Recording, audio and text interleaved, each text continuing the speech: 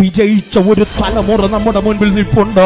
അവരുടെ മുൻപിൽ നാം തകർന്നു പോകാതെ നിൽക്കണമെങ്കിൽ ഇന്ന് പകൽ ദൈവകൃപയ്ക്കകത്ത്, ദൈവ സാന്നിധ്യത്തിനകത്ത്, ദൈവമഹത്വത്തിനകത്ത് കയറി നിന്ന ഈ തലമുറയിൽ വീഴാതെ നിൽക്കാൻ കഴിയോ? വിശ്വാസമുണ്ടെങ്കിൽ പറ. ആരെല്ലാം വീണുപോയാലും, ആരെല്ലാം പിന്മാറിപ്പോയാലും ഞാനും എൻ്റെ കുടുംബവും വീഴത്തില്ല, ഞാനും എൻ്റെ തലമുറയും വീഴില്ല, ഞാനും എൻ്റെ സഭയും വീണുപോകത്തില്ല. എത്ര കഠിന ശോധനയുടെ നടുവില് ഈ ദൈവത്തെ വിട്ട് എനിക്ക് ജീവിക്കാൻ കഴിയില്ല. എത്ര വലിയ തീച്ചൂളക്കകത്ത് ഈ ദൈവത്തെ മറന്നെനിക്ക് പോകാൻ കഴിയില്ല.